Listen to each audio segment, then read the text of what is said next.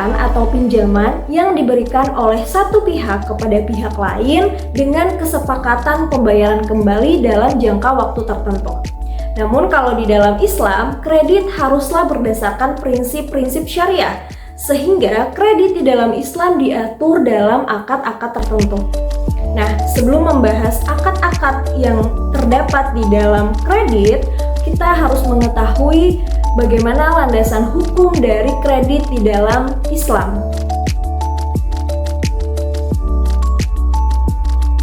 Landasan hukum Islam terkait kredit mengacu pada Al-Quran dan hadis. Dalam Al-Quran, Quran Surah Al-Baqarah ayat 275, Allah Subhanahu wa Ta'ala berfirman, "Wa ahallallahu al-bai'a wa harrama riba." Allah telah menghalalkan jual beli dan mengharamkan riba. Dalam hadis, Rasulullah SAW bersabda, "Setiap utang yang menarik keuntungan adalah riba." Nah, dari kedua dasar hukum tersebut jelas bahwa transaksi kredit diperbolehkan selama tidak mengandung unsur riba dan sesuai dengan prinsip-prinsip muamalah di dalam Islam.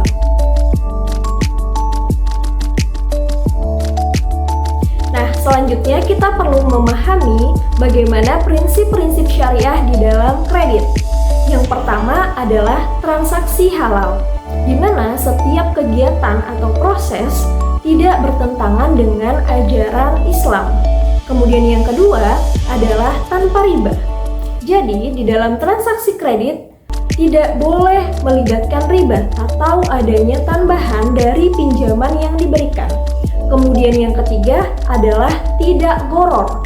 Sehingga di dalam sistem kredit tidak boleh ada ketidakjelasan atau ketidakpastian seperti tidak adanya kejelasan waktu pembayaran ataupun jumlah yang harus dibayarkan.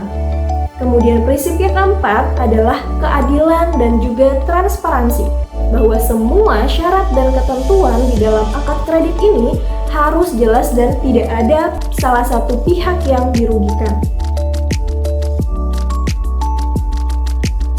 Seperti halnya transaksi lainnya dalam fikih muamalah, maka dalam kredit memiliki rukun yang harus dipenuhi pada setiap transaksi yang dilakukan. Yang pertama adalah pihak-pihak yang berakad, yaitu melibatkan pembeli dan juga penerima kredit. Yang kedua adalah objek akad, berupa barang, jasa, atau uang yang menjadi objek transaksi. Kemudian yang ketiga adalah ijab dan qabul, di mana adanya kesepakatan antara kedua belah pihak di dalam akad kredit. Seperti yang sudah disampaikan sebelumnya, bahwa di dalam kredit terdapat akad-akad yang digunakan. Yang pertama adalah akad murabahah. Akad murabahah merupakan akad jual beli dengan menyatakan harga perolehan dan juga keuntungan atau margin, yang dimana harga perolehan dan keuntungan ini disepakati antara penjual dan juga pembeli. Berikut adalah skema yang terdapat dalam akad murabahah, di mana bank bukan sekedar pemberi pinjaman, melainkan sebagai pembeli barang yang kemudian dijual kembali kepada nasabah dengan harga yang telah disepakati, termasuk margin keuntungan. Hal ini sesuai dengan prinsip-prinsip syariah di mana transaksi berbasis barang, jadi bukan uang, dan harus jelas mengenai keuntungan yang diambil oleh bank. Sehingga dalam transaksi menggunakan akad ini melalui beberapa tahapan yang perlu diketahui. Kemudian yang kedua adalah akad ijarah muntahiyah bitamlik atau sering disebut sebagai akad IMBT. Nah, akad ini merupakan akad sewa dengan opsi pemindahan kepemilikan di akhir masa sewa. Berikut adalah contoh dari akad ijarah muntahiyah bitamlik yang menggabungkan prinsip sewa dan juga pembelian, di mana pada awalnya nasabah hanya menyewa suatu objek. Namun setelah jangka waktu yang telah disepakati, nasabah memiliki opsi untuk membeli dan menjadi pemilik aset. Hal ini sesuai dengan prinsip syariah yang memperbolehkan transaksi sewa dengan opsi kepemilikan di akhir masa sewa. Yang ketiga adalah qardul hasan, merupakan bentuk pinjaman tanpa bunga yang diberikan oleh lembaga keuangan atau individu kepada pihak-pihak yang membutuhkan. Skema Qardul Hasan sering digunakan dalam konteks bantuan keuangan sosial seperti pinjaman untuk pendidikan, kesehatan, atau usaha mikro dengan tujuan untuk membantu yang membutuhkan tanpa memberatkan dengan bunga atau keuntungan tambahan. Hal ini sesuai dengan prinsip syariah yang melarang adanya tambahan atau bunga dan lebih menekankan pada keadilan serta kepedulian sosial. Nah, teman-teman, setelah mengetahui definisi dari kredit dalam fikih muamalah, kemudian memahami landasan hukum, rukun-rukun yang harus dipenuhi, serta akad yang sering digunakan, selanjutnya kita perlu memahami bagaimana sebenarnya perbedaan antara konsep syariah dan konsep konvensional dalam transaksi kredit. Kredit secara syariah tidak melibatkan riba atau bunga atau biaya tambahan dan harus mengikuti aturan-aturan syariah dalam setiap akad yang digunakan. Bentuknya hanya berupa transaksi jual beli atau pinjaman tanpa bunga. Sedangkan kredit dalam konvensional menggunakan bunga yang menjadi komponen utama dalam pengembalian pinjaman, di mana semakin lama pembayaran dilakukan, maka semakin besar bunga yang dibebankan kepada nasabah.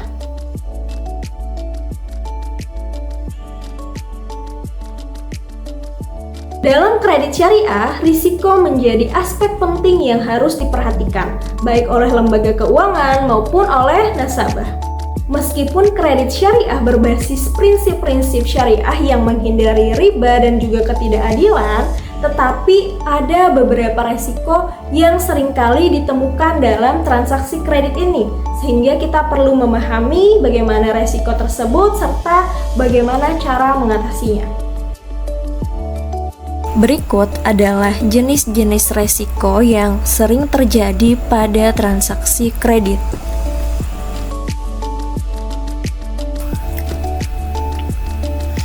Untuk mengelola risiko-risiko tersebut, lembaga keuangan syariah biasanya menerapkan beberapa strategi. Yang pertama, evaluasi kredit dengan menilai kemampuan nasabah dalam membayar cicilan dengan teliti, termasuk analisis keuangan dan pengelolaan usaha nasabah.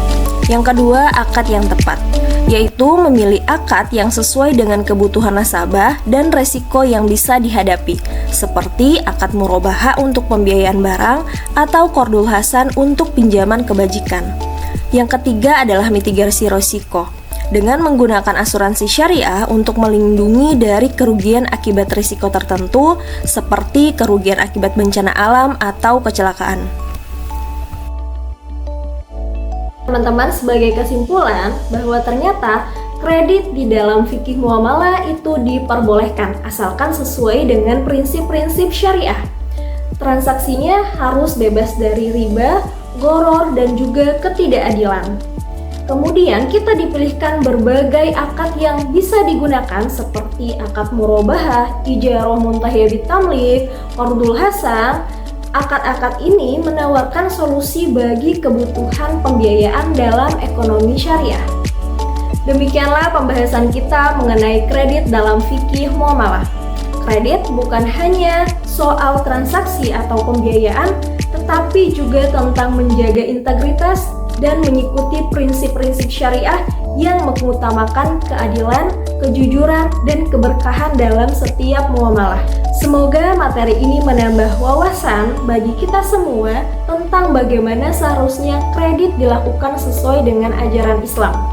Ingat, dalam setiap proses transaksi yang kita lakukan, integritas dan kepatuhan syariah adalah kunci utama dalam menuju keberkahan hidup. Terima kasih. Sekian video pembelajaran kali ini. Wassalamualaikum warahmatullahi wabarakatuh.